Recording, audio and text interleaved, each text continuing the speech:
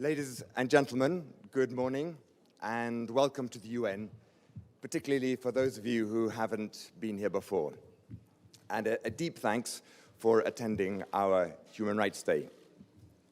Now, in exactly 3 weeks' time, the world will be gearing up to celebrate the start of a new decade, and it will be the fervent hope of many of us that the 2020s will be more friendly to human rights than the decade that we've just lived through. Because what we see now is a sustained and sometimes ferocious pushback against the entire global human rights agenda, and of a nature perhaps that we haven't seen before. But to take us a slightly longer perspective, and I personally have been in the UN for 30 years, leaving next week actually, but it is important to see that put it in perspective, that the decade that we're saying goodbye to was preceded by at least 3 where there was an unprecedented advance of human rights. And it is, of course, our hope that we get back onto that track. But to do that, we should at least be aware of what it is that we're up against at the moment and how the pushback manifests itself. We have, of course, the rise of the authoritarian populist nationalists seeking scapegoats from the most vulnerable groups of society on which to blame their society's ills. You see a real backlash against LGBTI and women's rights. There is hate speech and prejudice against migrants and against minorities. There is increased justification of torture and the killing and arrest of journalists and the general squeezing of civic society space. We have what has reappeared in our vocabulary, I didn't think it would, the term concentration camps. And we have a general feeling, even in this building actually, where some member states try to close off discussion of human rights, to complain about those who do, to actually go to extraordinary lengths to stop human rights defenders even entering the building. And we have what I think is an alarming growth of the number of reprisals that take place, that are carried out against human rights defenders who have cooperated with the UN. Often they are dismissed as terrorists somehow. Anyway, but what does give us hope? And it explains the choice of our theme for this year, is the sight of today's youth standing up for human rights. And it is a very gratifying spectacle. But just one note on today's meeting, I need to explain a change, which, with regret, is that one of our panelists, a youth indigenous leader from Guatemala, Feliciana Herrera, was unable to participate because her visa application was denied by the host country. But it is, I would say it's increasingly recognized that my generation and the generation a bit above have left a deeply damaging legacy to the next generation, both in terms of the environment, of course, but increasingly human rights too. I think that there will be, we see, incidentally, those 2 movements, the global human rights movement and the global environmentalist movement, are going to need to do much more to work together than they are currently doing at the moment. And we also see, and I think youth will even more will need to take matters into their own hands, of course, peacefully and persuasively. But there is also encouraging is that there is increasing cooperation between the global human rights movement and today's youth. And there has been some spectacular progress. But we must also understand that those who really don't want to see that progress, and indeed would like to reverse it, are increasing in their power and influence, and in their technological surveillance capacity, and their determination, and I would even say their unscrupulousness. So we and you do have a fight on our hands. It will take at least a decade, but the prospect of youth today is certainly one that makes us optimistic about the outcome of that struggle. So once again, thank you so much for attending our Human Rights Day, and it gives me great pleasure to introduce the Secretary General.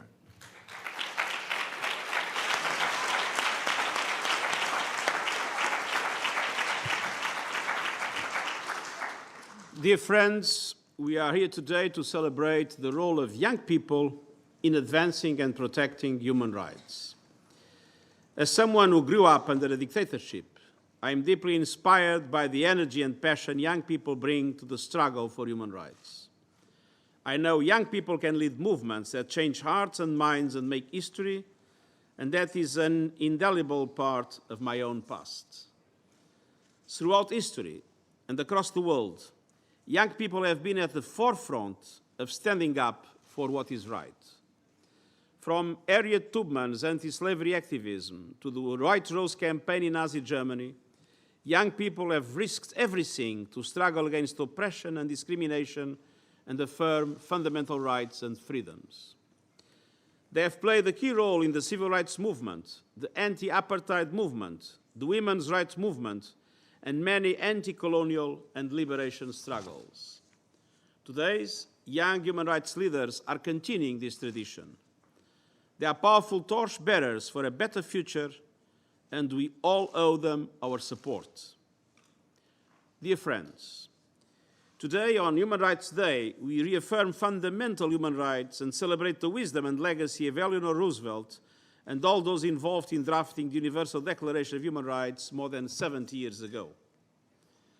We express our support for those who are committed to protecting and promoting human rights, and we highlight where governments and others are falling short. The Universal Declaration established a special responsibility for the United Nations to advance all rights, civil, cultural, economic, political, and social, for all people. Human rights are at the core of the UN and inform all our work. Since the adoption of the Universal Declaration, there has been massive progress. Billions of people around the world live safer, longer lives with access to opportunities and hope for a better future. There is greater awareness of the values and commitments that underline our rights and an understanding of their universal nature. We have built on the success of the Universal Declaration with additional covenants and a robust treaty-based system of international law. But there is much more to do. There is still an enormous gap between the Universal Declaration and the situation in countries around the world. Human rights violations, misogyny, and exclusion are widespread and systematic. Inequality is growing, and hate speech is poisoning public debate. The climate crisis, urbanization, and endless conflict are denying millions of people their fundamental rights and freedoms. It is heartbreaking to consider the millions of children and young people living in poverty and destitution around the world, surviving hand to mouth with no hope of a better future. We must do more for them. Our shared human values offer a way through, and once again, young people are in the lead. Everywhere they are marching against corruption, repression, and inequality, and for human rights and human dignity. Young people are on the front lines of action against the climate emergency, which poses a serious threat to human rights and to human life. Young women are at the forefront, making the link between the denial of their rights and rising populism, xenophobia, and discrimination of all kinds. Young people are rightly demanding that governments listen to them and respect them. Their voices must be heard. Dear friends, we regularly hear about the repression of human rights defenders. Recently, several young activists who work closely with the United Nations reported that they or their family members experience retaliation and even detention for speaking out. This reflects a broader trend that is completely unacceptable. The work of human rights defenders, young and old, is essential to all our efforts for peace and for inclusive and sustainable development. They must be protected and supported. I salute them, and I urge governments to pay attention, to engage and to invest in progress and hope. To the brave young human rights activists here today, I say the United Nations stands with you, and I stand with you. Thank you for coming, and please keep up your essential work. Happy Human Rights Day.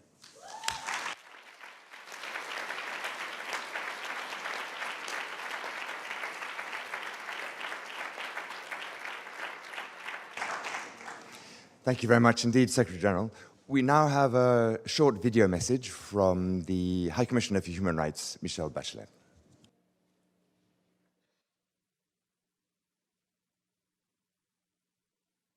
tu voz para crear. Speak up to create a future of peace, justice, and sustainable development. Let us welcome this year of great activism, particularly among the young people of the world. Across the world, we are driven by the hope of achieving a better world. We tackle the urgent climate crisis and fight inequality. We fight for the right to take decisions about our bodies and the right to participate in policy-making processes in our countries. I am inspired by the courage, lucidity, and principles of women, men, and young people that demonstrate peacefully in order to make more room for freedom and justice in our societies. Their voices are the very embodiment of human rights, a movement focused on the creation of dignity and equality for all. Those responsible for making policies must heed these calls, and they must respond to them by developing policies which are more effective and more beneficial for all. We have the right to live free of discrimination on any grounds. We have the right to education, healthcare, economic opportunities, and a decent life. What is at stake is our future, our livelihoods, our freedoms, our security, and our environment. We must all rise up peacefully to achieve a world of rights, dignity, and opportunity for all. With strength and determination, let us stand up for human rights.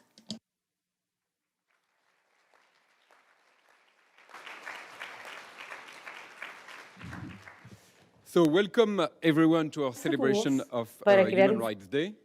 My name is Fabrice Souda, I'm a human rights officer here. And today we would like to start off by playing a quiz game on the Kahoot platform. So I think many in the room, besides me, know what the Kahoot platform is. So it should not last more than 15 minutes if I do my job correctly, and there are 8 questions. As an incentive, I have 3 little bags like this, full of United Nations stuff, like a gorgeous UN cap, an umbrella in case it rains today, and a very cute teddy bear. And it doesn't come with a name, but if you want to name it Antonio, we're fine with it. And you know, if that's not enough as an incentive to win the game, this event is webcast live, so your family and friends will see how knowledgeable you are on human rights, and the result will be on the screen. So does everyone has a mobile phone in this room? I suspect you do. So I would love if you would get your mobile phone out and you can hold them up, yeah, like this. Perfect, great. I love this. And to play this game, you can now see the instruction on the screen. So you have to go to kahoot.it, that's kahoot.it, and you put the PIN number that is over there when it requests it. And then you have to enter your name, which shouldn't be too difficult. That's actually probably the easiest part of the entire game. Great, I see many names, which is great. Did everybody have a chance to enter the PIN? Okay, great. I have to slow down a tiny bit. I'm slowing down a tiny bit. You know, if you have difficulties with that part of the game, it's pretty bad sign because that's the easiest part. So we are going to start the game now. Please make sure that your phone does not fall asleep. You know, you have to keep it awake from time to time. And our first question is a practice question, so don't panic. There's no points for that question. And every time a question appears on the screen, you're going to see 4 colored options on your mobile phone. And each colored option is going to correspond to a response. And of course, you have to pick the right response. And you have between 30 and 60 minutes, depending on the question, to enter your response. So there are no points for that first question. Nenad, can we go to the first question? This is just to see that you can play. Great.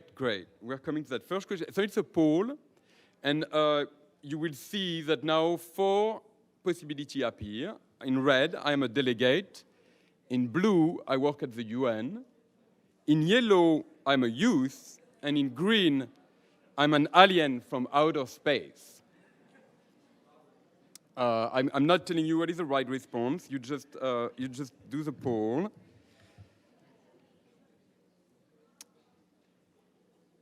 Perfect. 124 answers. That's impressive. You can still keep joining, and you can see the pin number right at the bottom of the screen if you have not done it. But once we start the game, there is, it will be too late. So, but you can still join. That first question should not be too hard.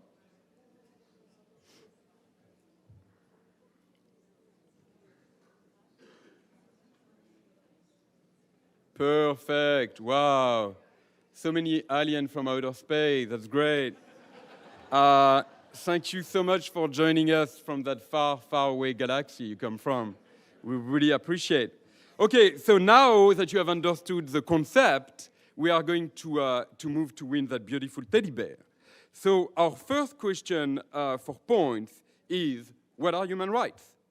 Are they just a few concepts to make our lives fair? Do they exist to make society a better place? So you have 4 answers. The red answer, the rights of people who have not been convicted of a crime. The blue answer, ethics. The yellow answer, the basic right and freedom of all human beings are entitled to everywhere. And the green answer, privileges for citizens. You have only 8 seconds more to answer. Remember, the faster you answer, the more points you get. And that's it. And wow.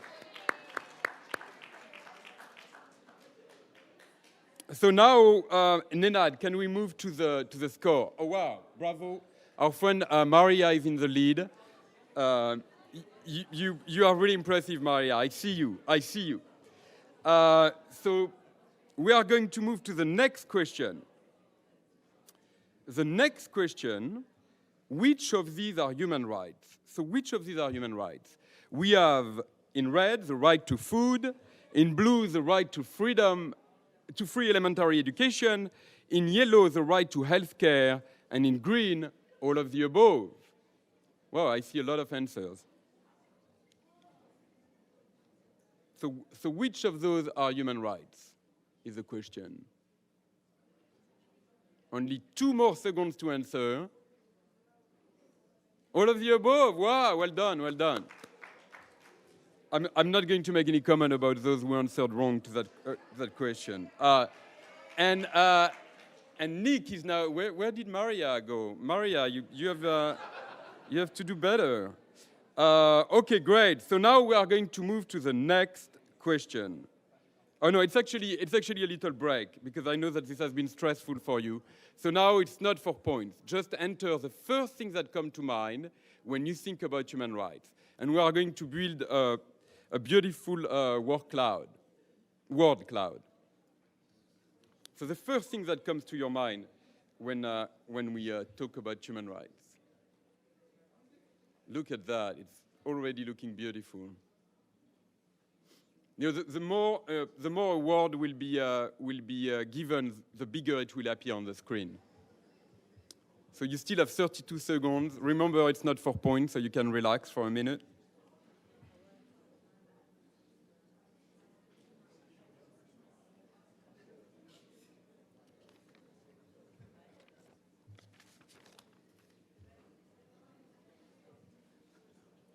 Lev, did you answer? I see you chatting a lot, not playing a lot.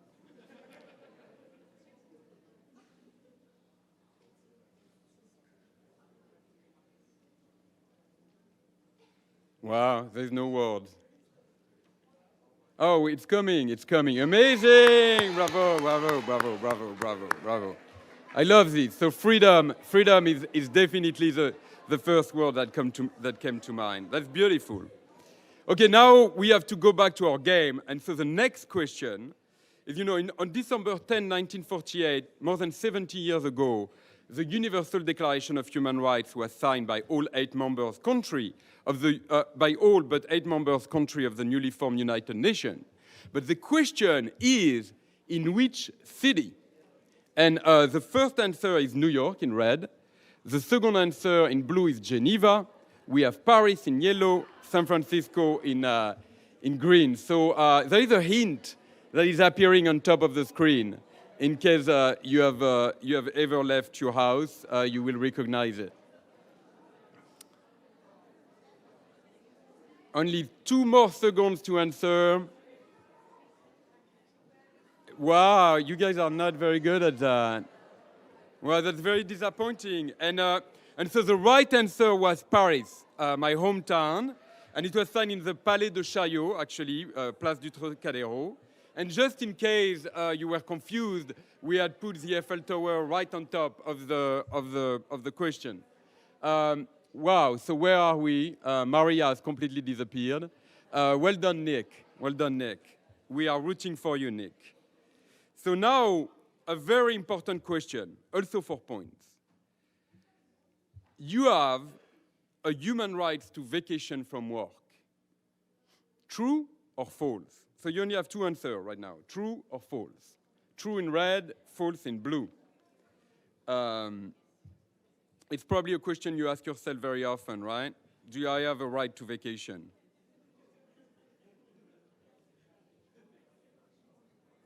So remember, the faster you respond, the more points you get. Emmanuel, you look a little confused. You have a right to vacation.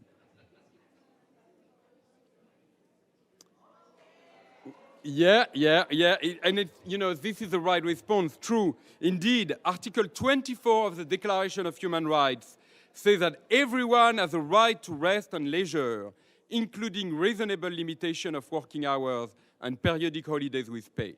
So let's now take a look at our scoreboard. Oh, well, we move to the next question, apparently. So the next question is about the number of languages the Human Rights Declaration has been translated into. Is it 48 in red, 193 in blue, 15 in yellow, or over 500 in green? And all of the above is not a possibility here. So how many languages has the Declaration of Human Rights been translated into? Wow, you guys are really not good at this. It has been translated over 500 times, including in lots of sign languages and many indigenous languages from around the world. It actually holds a Guinness Book of World Record as the most translated document. It went from 298 languages in 2000 to 370 in 2010 and to 500 today, which is pretty impressive, I think. Great. Well, we only have 3 questions left, so there is a lot. What happened to our friend Nick? And what happened to our friend Maria? Unbelievable. So for our next question, we are going to talk about children and human rights. As you know, the situation of children in many countries is critical as a result of poverty, armed conflicts, displacement, and economic and sexual exploitation. So the question is, what is the definition of a child in the Declaration of Human Rights? And we have the first is anyone still living with their parents, in red, anyone who is not working or supporting themselves, in blue, every human under 18 years old, in yellow, and anyone under 13 in green. So, there is a great saying that says, children are 1/3 of our population, but they are all of our future. Well, very well done, very well done. I'm impressed. A child, indeed, is anyone under 18. People under age 18 are the right holders of the Convention on the Right of Children, and they have particular human rights, including the right to a name, the right to express their view in matters concerning them, the right to freedom of thought, conscience, or religion. So who is in the lead now? Is it still Fatima? No, wow.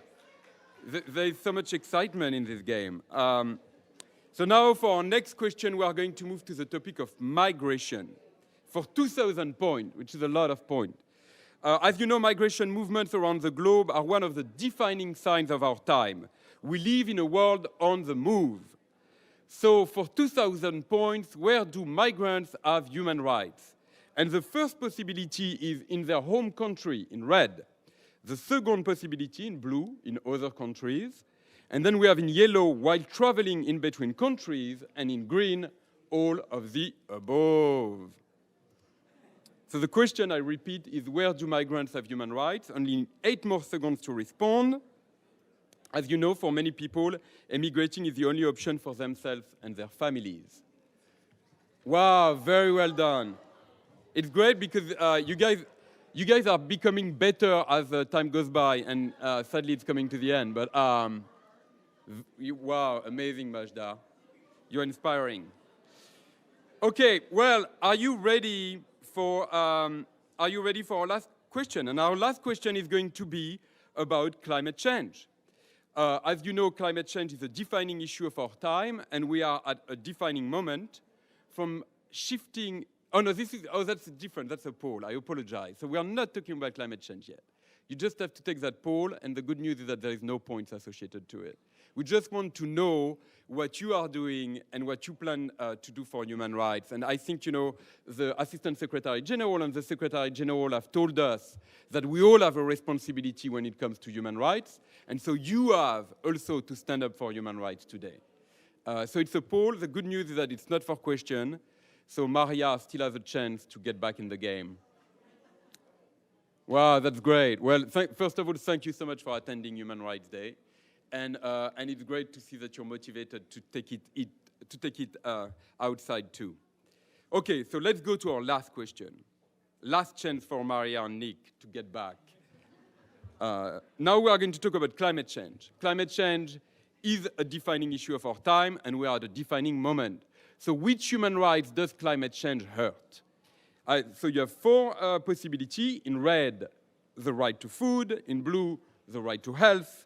In yellow, the right to life. And in green, all of the above. So which human rights are being hurt by climate change? You only have 7 seconds left to answer. Ta-da! Wow, amazing, amazing. So clearly you got it. Indeed, all of those rights are threatened by climate change. Climate change is one of the greatest threats to human rights of our generation, posing a serious risk to the fundamental rights to life, health, and food, and an adequate standard of living of individuals and community across the world. Now, I know the only thing you care about is to know who are the 3 winners, and the Secretary General is going to give you this beautiful gift bag with those charming teddy bears.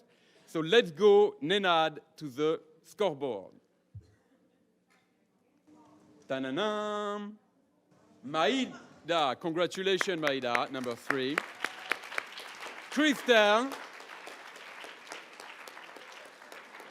And Majda, bravo! So if you can please come right here in front, and we are going to do a little photo op. So Christelle, Majda, Maïda, come in front, please. Don't be shy.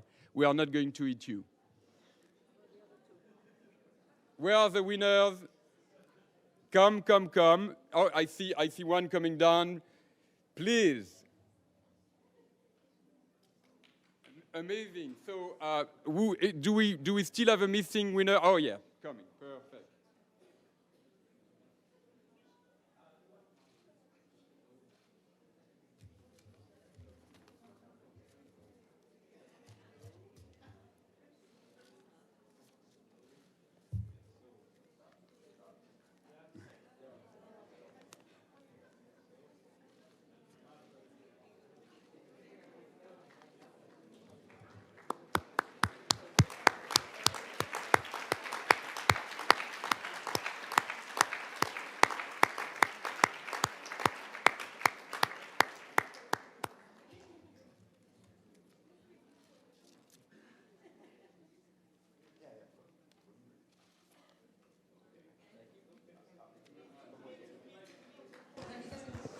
Thank you very much for playing. Congratulations to our winner. And now we are going to enter the panel section.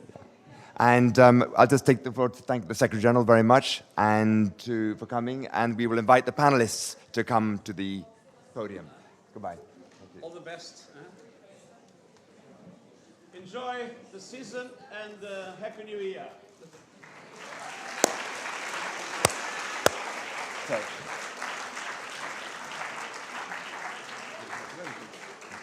Congratulations. This is very good.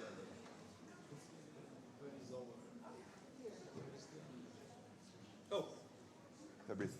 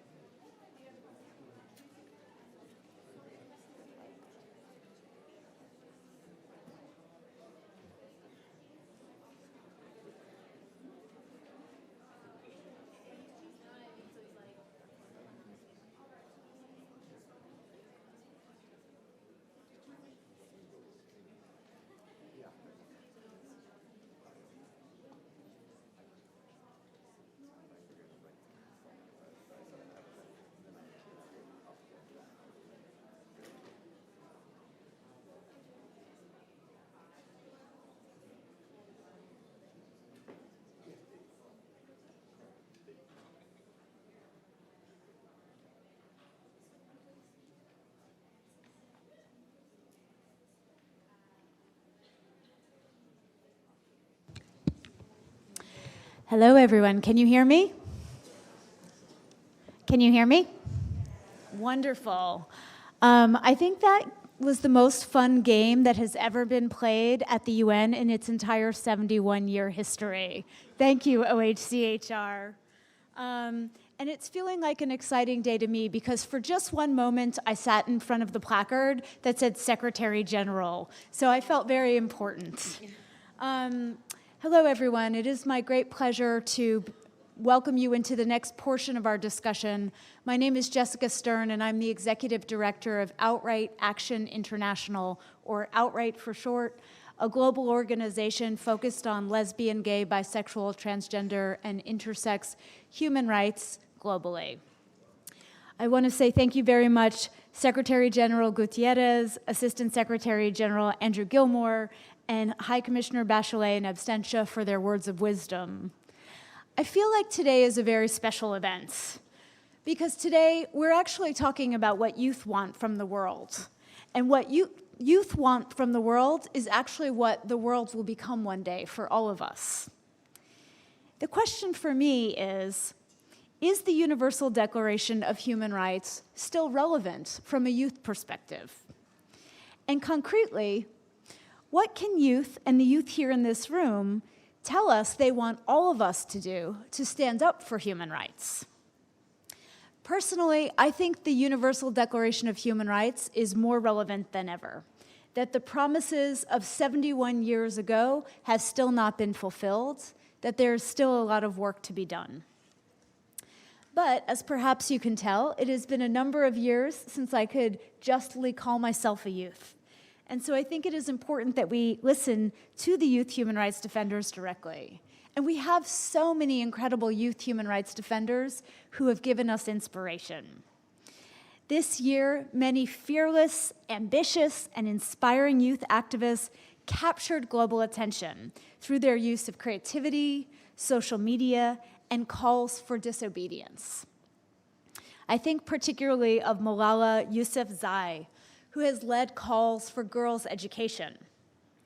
Greta Thunberg and countless students have demanded action on the current climate crisis. When I think about LGBTI rights, I think about my own conversations with youth who often don't identify with a single gender or sexuality.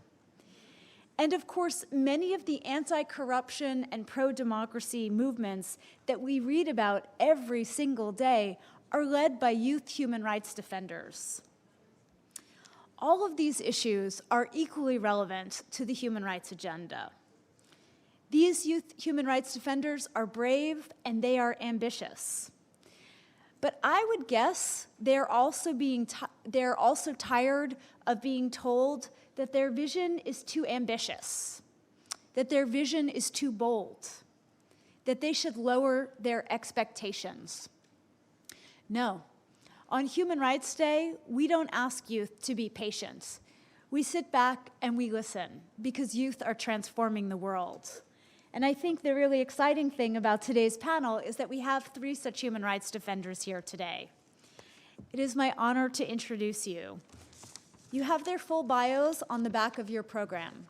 I'll start with Fatou Diallo, also known as Tufa, a 23-year-old student from the Gambia, a human rights defender who has publicly exposed the former Gambian president, Yahya Jammeh, for sexual assault.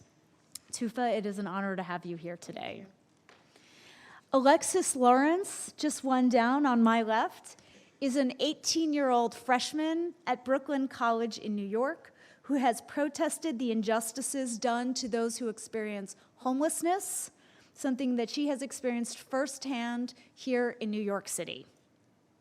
And to my right, we are joined by Carl Smith, 17, who is an American climate activist from Alaska and a member of the indigenous Yupik tribe.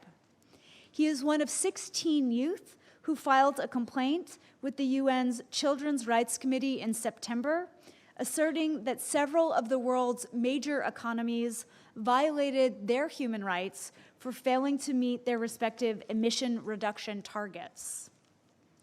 Please take a moment to read more about them in your program because these people are already making a huge difference in our world today. As Assistant Secretary General Gilmore mentioned, unfortunately, Feliciana Herrera Seto, age 23, from Guatemala, was not able to receive her visa to participate. However, we're very fortunate that she has sent a prepared statement, which will be read by OHCHR Representative Denise Hauser. Ms. Hauser, you have the floor.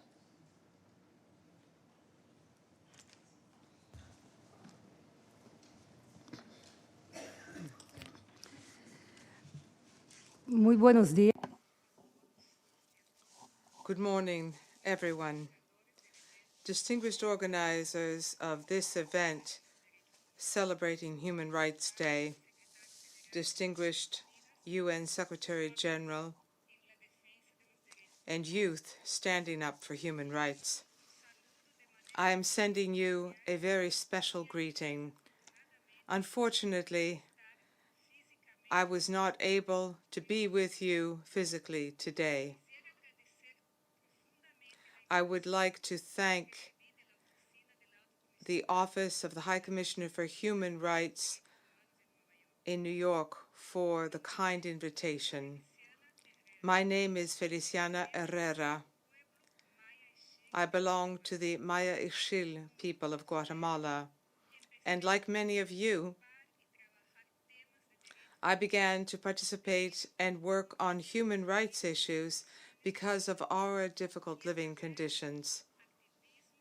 And it is thanks to our activism in the rural communities in Guatemala, we have been able to increase awareness about international rights and norms for indigenous peoples.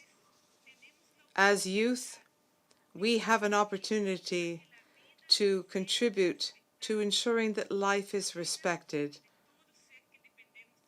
And I'm referring to the life of every being on this earth. The participation of indigenous youth in the various spaces in their communities and territories has been a challenge, in particular when it comes to the participation of young women. And this is due to social stigmas and injustices. In my community, there are community leaders, ancestral indigenous authorities, and who provide a service to the community and to our people.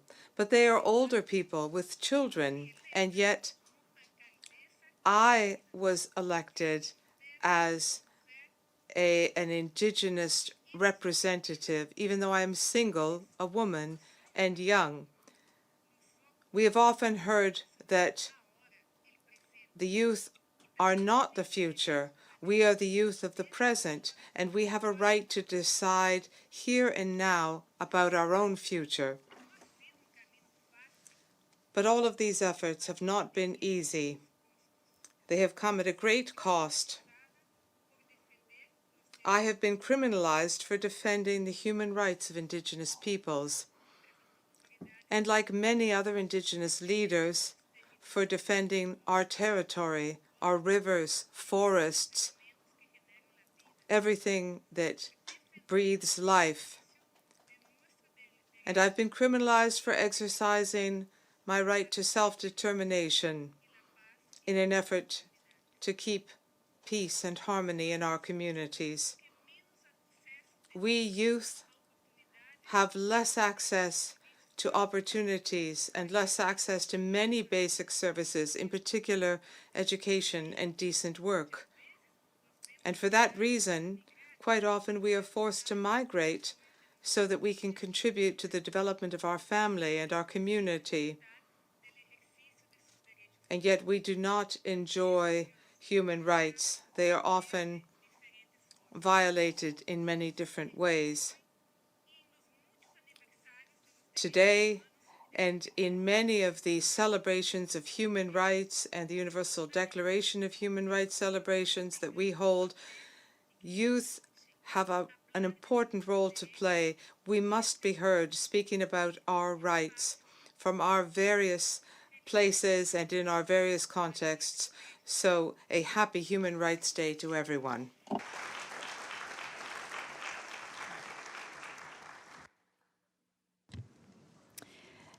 Thank you so much, Ms. Hauser, for reading Feliciana's eloquent words. There are a number of things that Feliciana conveyed to us today that we might pick up, but you know, I heard her specifically say, doing this work has cost me very much. At times, fighting for the rights of my community, fighting for reproductive and sexual rights, fighting for youth rights has even caused me to be criminalized. But we understand that the youth are not the future. The youth are the present and should be respected. Incredibly powerful words, and we send our heartfelt gratitude to Feliciana, who may be watching online right now. May we have a round of applause for Feliciana?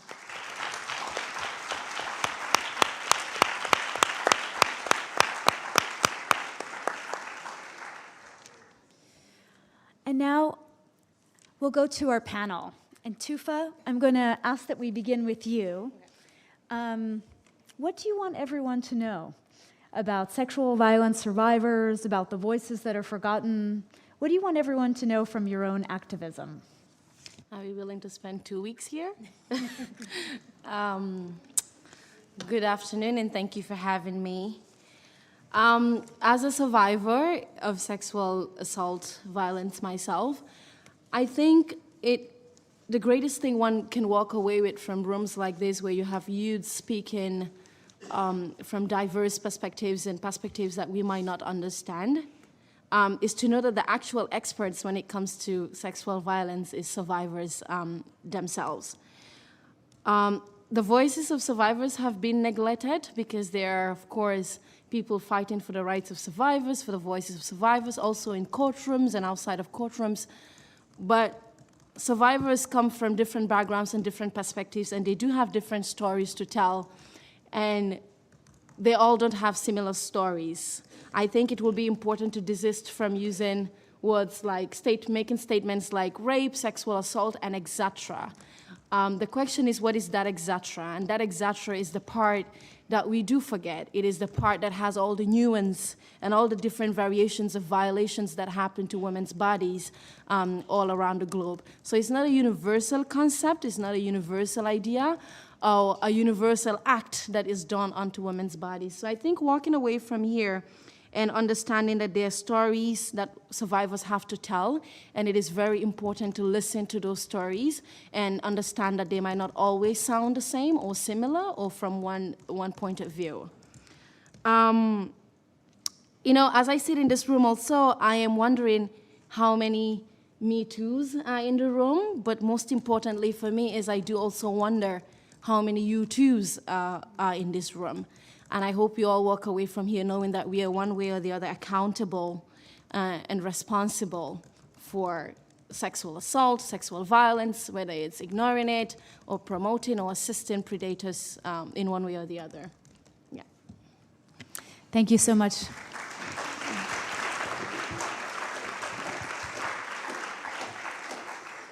Thank you, Tufa. And thank you also for collectivizing our sense of responsibility and our obligation to work for the end of sexual violence. Carl, I'm going to turn next to you. Welcome. We're glad to have you here. And I wanted to ask you, what do you want everyone to know about climate change, and what impact has climate change had on you and your family? So we lived off the land for thousands of years, and climate change is affecting the way we live. There's decline in fish populations, storms eroding our riverbank, taking away our homes. The ice on the river doesn't freeze fast enough, and it's not enough time to hunt our traditional foods such as caribou, rabbit, ptarmigan.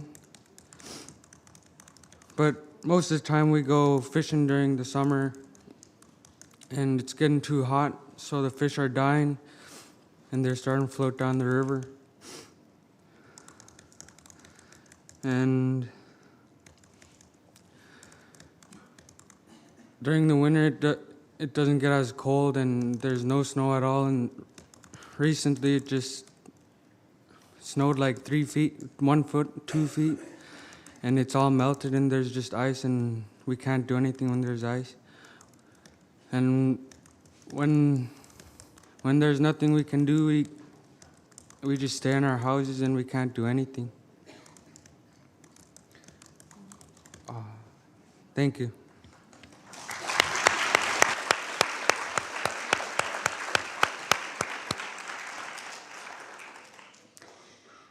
I spent a little bit of time talking with Carl and his mother, Kimberly, before this panel, and they explained, what it means when the ice on the river doesn't freeze fast enough and when the fish are depleted.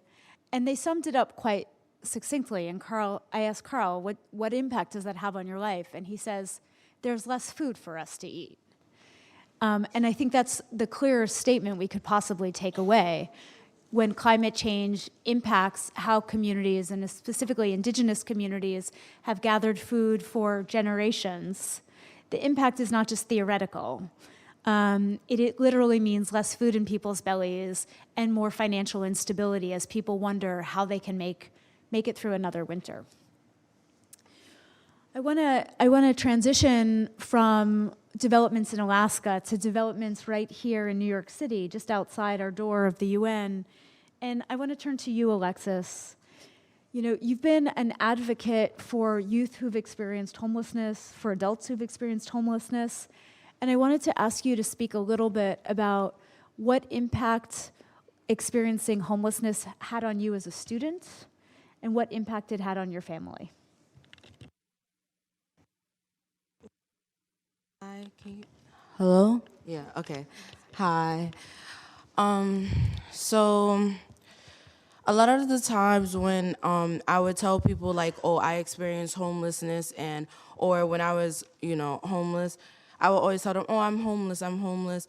And nobody would quite understand. They would say, you don't look homeless, right? So what I want to change is that stigma that what is homeless? What does the face of homelessness look like? Is it the psychotic people on the streets that don't have no home? Or maybe they're not psychotic, maybe they're just low down, maybe they're just suffering from just gentrification. I mean, come on, there's no face to homelessness. Like Tufa said a few minutes ago, I just want people to listen to our stories, listen to the stories of homelessness, understand the power of gentrification, how it affects lower class communities, understand your privilege, understand your power, and use that to help us. How did it affect me? Homelessness affected me as a student because when I would study or when I would talk to my friends or just have a normal conversation, I just couldn't help but think of the fact that, am I gonna have a place to stay tomorrow, or are they gonna reject us from housing? I mean, it was just like the most, it was just the most difficult thing I could deal with in my life. It was almost as if all I can think about was me being homeless.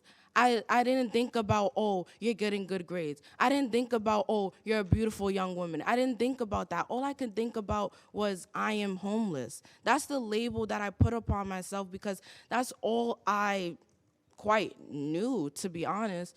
And how did it affect my family? Well, I mean, it affected us very badly because, as I said, we all couldn't quite function in our normal environment because we all had to think about, okay, what's the next move? What's the next move? And it was just the saddest thing ever. And it affected our mental health as well because it was just like, what is the point of living if I'm not actually living?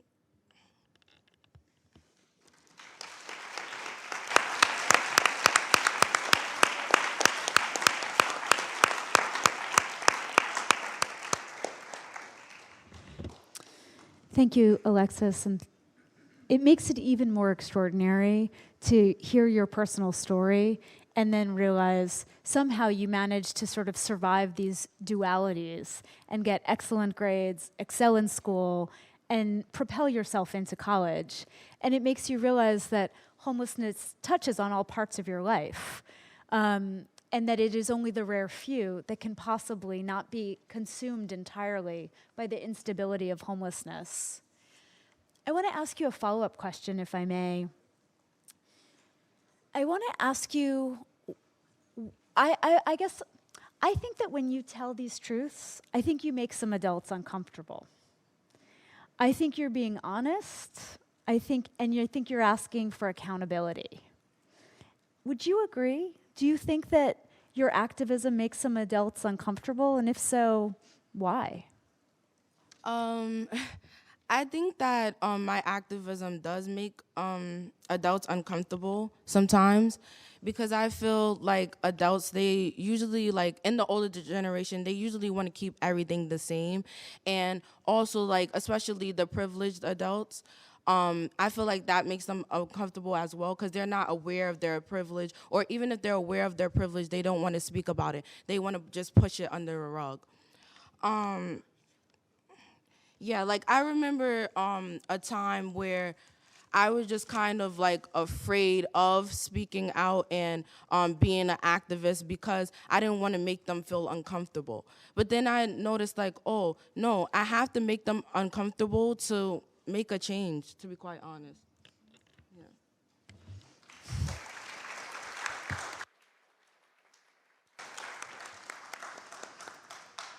I just want to notice this is your first time at the UN, and every time you open your mouth, you get a round of applause. I think you might become the Secretary General next. I want to ask a variation on this question to you, Tufa.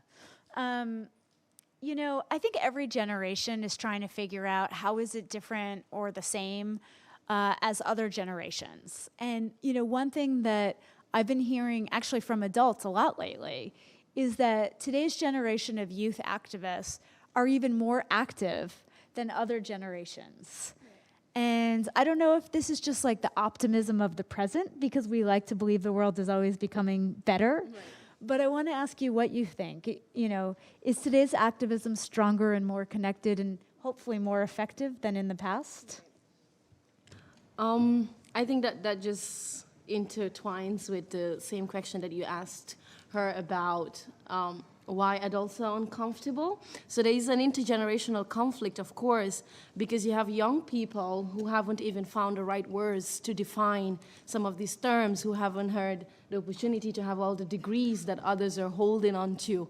But they do know that things are not right, and they're raising conversations that the other generation haven't wanted to raise because they're very comfortable where they are, and you have the usual suspects benefiting off of the silence of that. Coming back to issues of sexual violence, especially from a country, a small country in West Africa, less than 2 million people, where it is very steeped in a culture of misogyny, and where women are boxed in a group, and where your value and your respect lies in how silent you are, lies in how you condone everything and all the hardships that men can push onto you. You are celebrated for being a great, good woman if you can just respect the dignity of the family and the religious status of the family that you come from. Speaking up makes your mother uncomfortable, makes your grandmother uncomfortable, makes the rest of the family and the community very uncomfortable. Religious leaders do not want to discuss sex or sexuality. And in my case, in wherein you are accusing an ex-president who has ruled the country under dictatorship for 22 years, you're not only seeking a chair, you are seeking an entire table. You know, you are redefining a whole culture. I'm just a middle-class young girl who's just 23 years old. But you can see what that has done, my coming out. You can see there's a whole movement. There's a lot of other women coming out and speaking up against very powerful entities within that government. You know, people that are Oxford graduates, people that work at the Ministry of Foreign Affairs. But it is uncomfortable. And living as a sexual violence survivor means you have to be uncomfortable every time. You have to be uncomfortable talking about it. You have to be uncomfortable fighting. You have to be uncomfortable within your family. But that is what it is going to take. We sitting in conference rooms and tables wearing suits doesn't really confront the issues. It takes survivors, people that have gone into the gutters and have felt what it means to not be listened to be abused or violated. It takes those people to stand up and say, hey, this table needs to change. We want to shake the table, but I think what young people are doing is they're creating their own tables if they're not given space on these other tables. So there's that intergenerational conflict, but I think it's getting better because youths are more connected thanks to the internet, thanks to social media.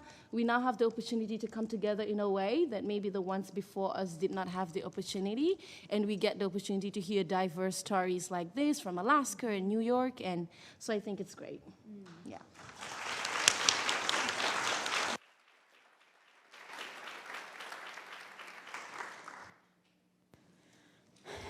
Thanks so much, Tufa. There were some really strong analogies there. We're not just asking for a seat at the table, we're taking over the whole table.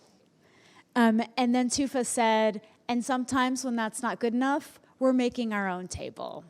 I think that was really powerful. And the other thing that was really powerful is I heard Tufa challenge us to be uncomfortable and to understand how many people have been marginalized, whether it's because of sexual violence or other forms of human rights violations, live with discomfort on a daily basis. And I kind of heard a call to action in what you were saying, which is to ensure that it's not only survivors that are uncomfortable, but that all of us are uncomfortable until everyone is safe. Thank you for that. Carl, I want to go next to you. And I want to ask you what characterizes youth activism today. And I'm just sort of struck by the fact that your activism is not just taking place in your classroom or in your community, but you've actually chosen to come to the UN, that you think this large institutional structure has relevance to the work that you're doing. Is this representative? What kind of activism feels like is most characteristic of youth activism right now? I think what characterizes us is that we want a good future. We want a family. We want to live safely. And if we don't make a change, then we won't be able to have a family. We won't be able to live a good life. We won't be able to have a good future. We'll just be living a life we don't want to live in, and I don't want that. I want good for us. I want what's good for us. And it also gives us a chance. Youth activism also gives us a chance to get our word out. It gives us a chance to make a better world, to make everything better.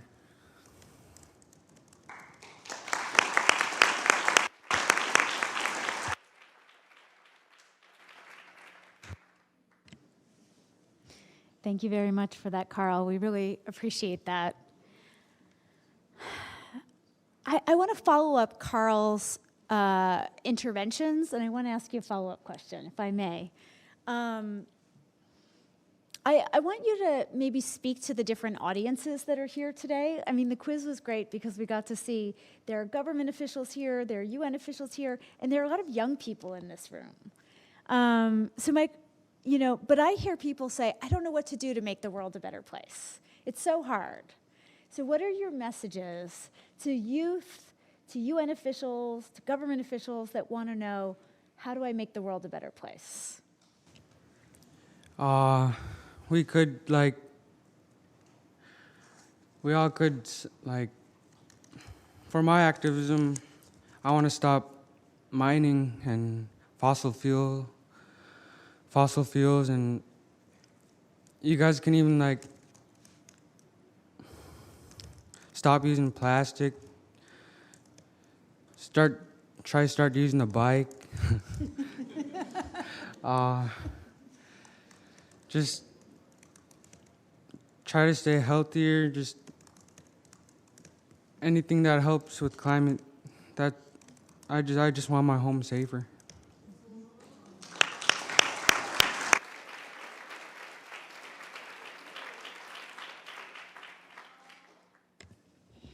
Alexis, I have the same question for you. What's your message to your fellow youth activists, to government officials, and to UN officials?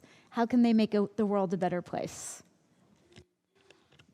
Well, to government officials and UN officials, I think they can make the world a better place by just listening and understanding instead of just sweeping it under the rug just because it makes you feel uncomfortable or because you don't want to talk about it. I mean, it's people's lives that we're talking about here. You could just sit in a meeting and write off on certain bills that you want to pass and so forth, but it's people's lives that you're writing off on. Those are people's lives that are going to be affected. And to youth, I think that the question of, I don't know how to make the world a better place, you do. Youth, I feel like, sorry. I feel like youth, we need to step out of our comfort zone and be like, I don't know how to do this, I don't know how to do that. I feel like if we put all of our minds and our ideas together, we can make the world a better place. Step out of your comfort zone. I mean, to be honest, we're going to be the ones living and leading the next generation. So we might as well start now and speak up.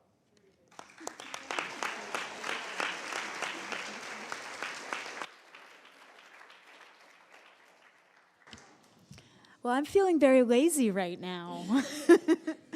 All right, I want to open the floor for questions from you. We don't have an endless amount of time, so I want to ask you to be succinct, to ask questions, don't speechify. And if you press the lower left-hand button on the console in front of you, the microphone will light up, and then I'll call on you. Can I see a show of hands for any questions? Especially from youth activists, please. We want to hear from you. Yes, in the blue shirt and glasses. And would you say your name and where you're from? If you use the microphone, press the microphone so I can hear you. Hi. My name is Brian Torres. I'm from the Bronx. Woo! Yeah.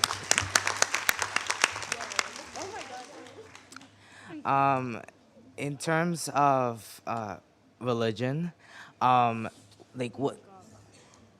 do you think religion deserves some of the blame for the violations of human rights throughout world history? Thank you, Ryan. That was a great question. In the back row, I see your microphone is on with red.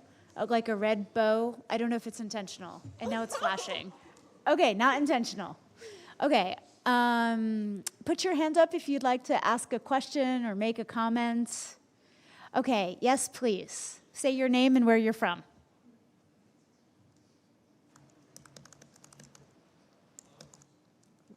Yes, speak loudly. I'm Yeah. Eric. I go to Macaulay Honors College in Manhattan. I'm an animal rights activist, and I just want to ask you guys, because the animal agriculture industry is one of the leading causes of greenhouse gas emissions, ocean dead zones, species extinction, et cetera, how do you feel that that can help in the cause for fighting global climate change if everyone went plant-based and everything like that? Thank you. Thanks so much, Eric. I see a person there. Yes. Your name and where you're from. I'm Julia. I'm from Uruguay. And my question for you is, you talked a lot about how it makes people uncomfortable standing up. Do you think the internet has any effect on how it makes people uncomfortable? And what would you do? Do you think that people have to not be as uncomfortable or not? Great. Thanks so much, Julia. Okay, let's take one final question from over here, and then I'll turn to the panel. Your name and where you're from. Sorry, is this activated? All right. Hi, I'm Sarah. I'm from Indonesia, and I'm also an organizer. And I want to ask you guys, how do you guys activate hope every day in your activism? Because I know that there's a lot of pushbacks, specifically for us organizers. But how do you guys activate hope and authenticity in what you do? Thank you. I think that was such a good question that I heard someone applauding you. Okay, so I heard a few questions. Let me read them out to the panel, and then you can tell me which ones you want to answer. Ryan's question: do you think religion has a role to play in our understanding of human rights violations? Do you think it even deserves some of the blame for some of the human rights violations we see? Eric's question: is there an important role for animal rights activism and vegetarianism in the struggle for climate, in the struggle around the climate crisis? Julia's question: do you think people need to be uncomfortable? Do you think the internet plays a role in making people uncomfortable? And Sarah, how do you activate hope and authenticity? Who would like to go first?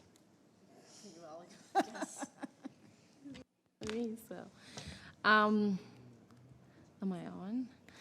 I guess to Ryan's question. I mean, there is no doubt. I think when it comes to all the major principles that we live by as a human race, whether it's policies that we've come up with, whether it's our spirituality or whatever we relate to, or whatever religion that we count ourselves in. I am from a Muslim majority country, from a Muslim family, both parents on all sides. I would be lying if I had said that religion does not contribute to sometimes stifling the rights of humans, especially women, to be specific. And it might not be the diction of that religious book, but it is how it is interpreted. I think you have men who are mostly the ones in position. They are the imams, they are the religious leaders, and they do get to interpret the book sometimes how it benefits them. And that way, you are stifling women's rights. If there is any quotation or any interpretation of any religious book for that matter, that stops women from living their full authentic selves, that justifies harm being done to women's bodies in whatever shape or form, I think that is something we should stand up to, that is something we should modify, and that is something we should be brave enough to say, hey, look, this path of this religion really is not in line with where we want to go moving forward. Yeah.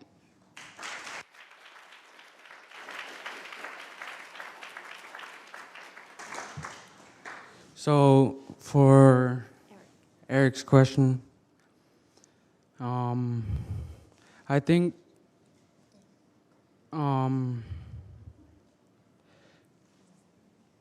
it helps with climate change, or where we're from. We respect the animal. We don't waste any of it, and it's not processed, and it's not bad for climate. And I think, I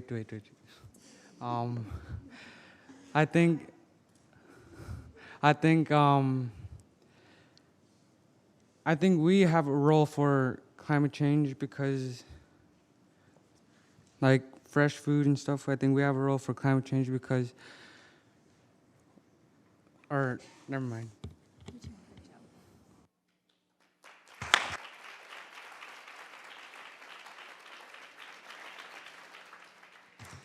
I mean, part of what Carl and I just discussed is that, you know, there's a big difference between the kind of respectful relationship to animals, including animals that people eat in the tribe that he comes from and community he comes from, where the animal is respected, it's not preserved, it's not, you know, put in, you know, small cages and pumped full of chemicals. But on the other hand, in factory farming and in some of the more corporate methods, then actually animal rights activism is indispensable to climate change because the runoff from factory farms can have a devastating impact on the environment. I want to go next to Alexis, and I heard two different questions. I don't know if you wanted to answer one or both. One is, how do you activate hope? And the other question is, do you think the internet has a role to play in making people feel uncomfortable? And do you think people need to feel uncomfortable to produce social change? Okay, so, wait, can you hear me? Okay. So for the second question, I'm gonna answer first. Do I think internet plays? I think internet does play a role in making people feel uncomfortable because I feel like automatically when someone posts something that they believe in or when they comment on something that they're believing, they automatically, it's like automatic nowadays to like have that fear. Oh my God, is somebody gonna say something? Am I gonna receive backlash, sorry. And because so many people are getting the trigger warning or not being able to speak out, I feel like that limits us. So yeah, internet does play a role in making us feel uncomfortable. And I think people do need to feel uncomfortable. I feel like they need to feel uncomfortable in order to understand other people's perspectives, if you get what I mean. Because I feel like if people feel comfortable in their places and where they're at, they will never understand the social problems that every other person goes through. They would just never understand if they just stay comfortable and conform to, you know, status quo. How do I activate hope? I activate hope in a way where I always like tell my story, right? And I tell my story and then I listen to other stories. And then after that, I kind of find a way to like intertwine it together and make them feel as though they're not alone. And I like the way when you were like, me too, me too. I think that's a powerful hashtag that's been going around as well. And I feel like it should apply to homelessness as well because it's like I said, homelessness has no face. So if you were to put me next to what some people would consider a hobo on the street, right? You would automatically pick the other person, right? Because why? Because his pants is down low, because he has a mental illness, right? But you would never think little old me would be homelessness, right? You would never think I would be homeless, sorry. So I think that Me Too era and just letting other people hear your stories, understanding other people's stories, and find where you guys meet and be Me Too. Sure. Yeah.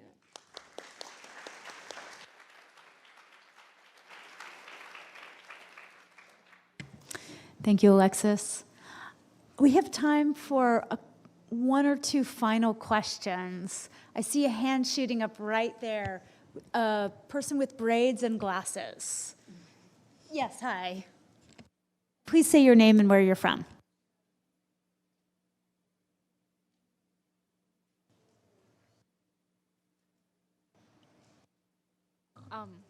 Hi. I'm from Senegal, actually, and I was hearing what you said about the Gambia. I was just wondering, if children's voices are being heard, how is the UN going to implement these actions in their respective countries? Because I'm going to use an example here. I'm going to use my mom.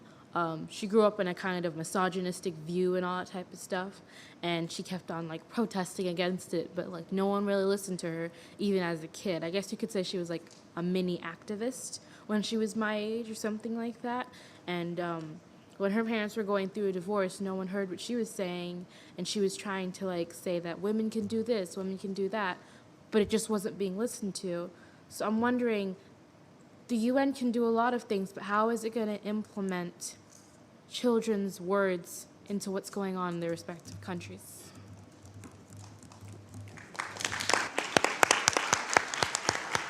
Okay. Let me see if there's another question. Okay. Okay, I think there were a couple of other hands. Yes, one and okay, and two. I think these are our final. No, I'm so sorry. We're going to do one and two, and then we actually have 9 minutes until the session is over. So please be very succinct so that we can hear your questions, the panelists can respond, and and Andrew Gilmore can conclude. Please.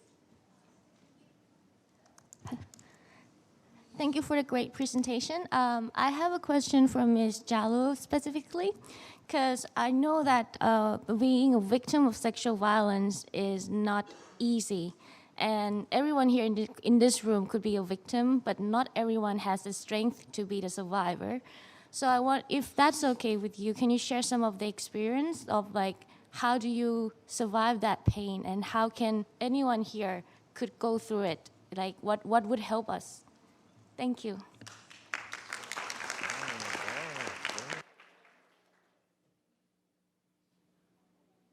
Is it working? And please say your name and where you're from. My name is Maylene Garcia. I'm from the Bronx. And I'm sorry. So my question is, how do you think we could bring world peace? And I wanted to state also my opinion in this subject, because it's also something we've been speaking about in class lately a lot, because it has to do a lot with the youth, especially that we're not only the present but the future, and we need to have control and knowledge of what's going on around us. And it's actually amazing how we've come a long way from how things were back then, how the LGBTQ community is more accepting is more accepted in like the communities, how everybody is not judged for how they dress or how they look, and people are like more understanding.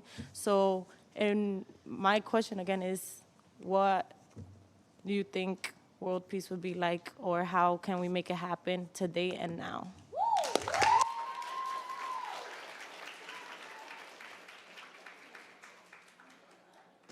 Thank you so much for your question. And I thought I saw, yes, I think, wait, I want to make sure I'm calling on the right person. Yes, the person with the glasses with the hair back. Last question. And please say your name and where you're from. Hi.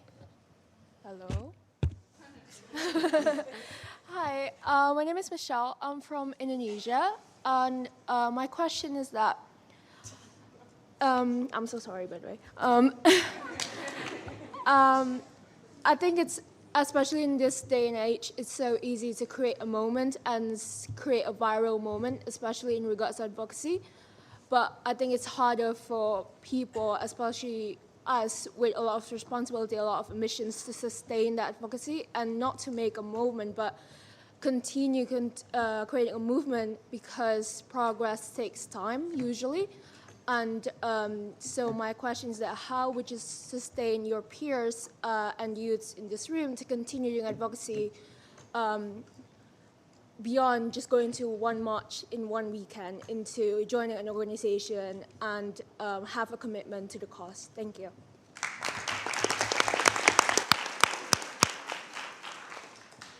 Wonderful final question. So panelists, we have just a few minutes left. So please be succinct and answer the questions that you're most interested in. Who would like to kick it off? All right, go Tufa.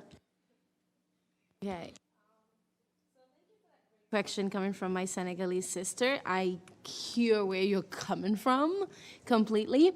And looking at it from a realistic perspective, I think my mother, your mother, are big activists than we are, because they haven't get the opportunity that we have, and they're not in UN rooms and forums, but they're in these very misogynistic societies, and they still found the courage to somehow say that women deserve better and women can do better, and this is their position.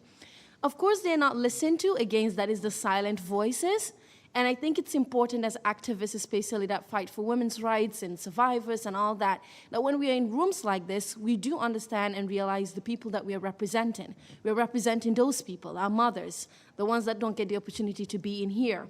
And with the UN implementing all the policies that they do have, one of my observations with my foundation and the work we've been doing, it's the gap between the policies that are available with the UN and the actual understanding of the people on the ground.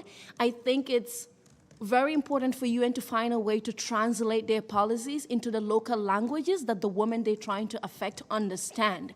If you walk into Gambia, where 80% of the women or people are not educated, and in as much as the official language is English, they do speak local languages. How do you define rape to a group of people that you're trying to help that don't even understand what you're trying to say? When rape in our local languages, like the Wolof language and the Mandinka language, if you interpret them, what they really mean is to fall on somebody or to rob off on somebody. That does not really define the gravity of what assault is. So I think to really come down to the level of the local people, to use local groups that will interpret to people what the policies are so they can know what their rights are and when to use it. I think that's important. Also, the second question about, surviving. It's been a journey for me. I went on asylum after the incident happened immediately to Canada. I participated in a scholarship pageant, and that's where the president saw me and met me, and I was supposed to do a project, and it ended up in him raping me after asking to marry me, and I was just 18 years old. And I did say no to that, not because I was brave enough at the time, but I just thought it was wrong for me to get married because I wanted to go to school. That is why I participated in the scholarship pageant.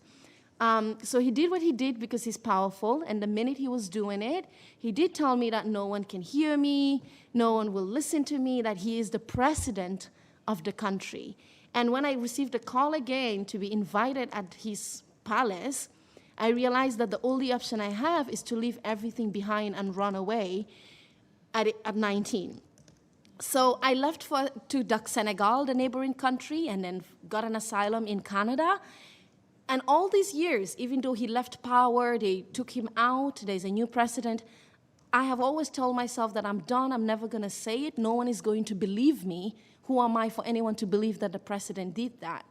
But after all these years, and looking around, trying to find a Gambian or someone that has come out publicly for me to find a pathway or how do I come out? Where's the example? And I could not find any. I couldn't find a single woman or a man that have come out to publicly shame or publicly mention what has been done to them.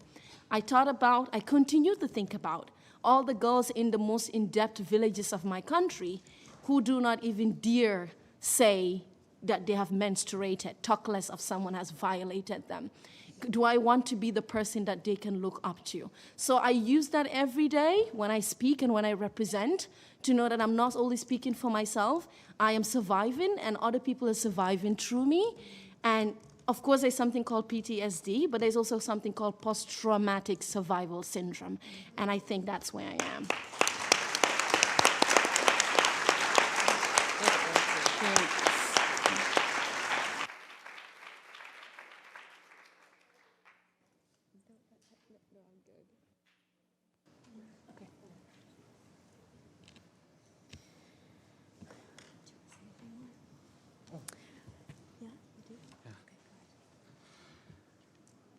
So my closing statement is,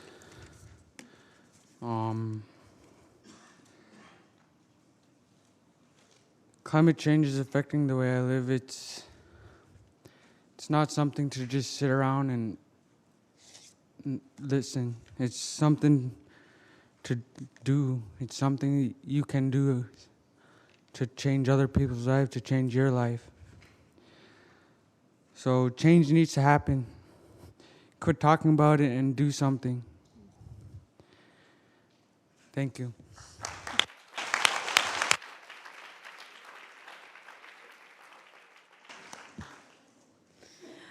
Thank you, Carl. Thank you, Tufa. Thank you, Alexis, for your words of wisdom. I think that we got a lot more than we bargained for today with your honesty and your insistence.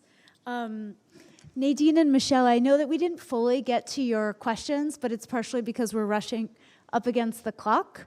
But I do want to say to your question, Michelle, you know, how do we go from a series of moments to sustaining a moment, or to sustaining a movement? Like, that is the challenge. And I would say there is no single thing other than what Carl just said. Like, feel like you have to do something, and every day keep waking up and find a way to make an impact.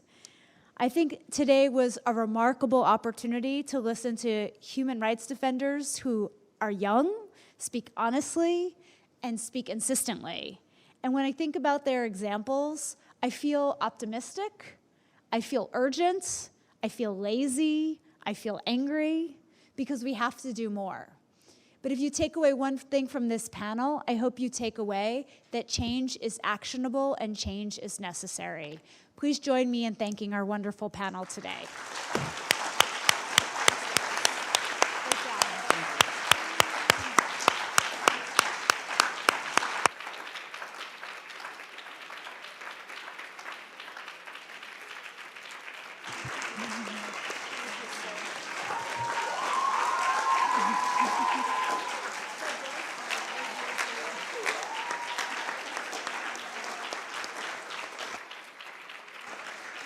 Please, if you would, sit down, because we have a great privilege to conclude the panel. Assistant Secretary General Andrew Gilmore is going to offer some concluding words.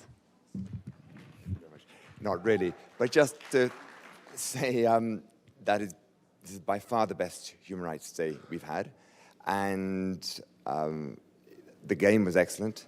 And but Fabrice won't mind my saying that the highlight was clearly this panel, and incredibly inspiring from the three of you and Feliciana, and beautifully moderated by Jessica, and inspiring and moving. So thank you so much, all of you.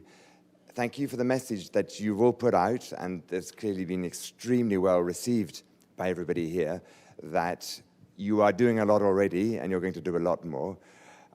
So I am reassured as I move away, and I see that the mess that our generation really has made is going to get cleared up, I think, thanks to you, and inspired by our panelists.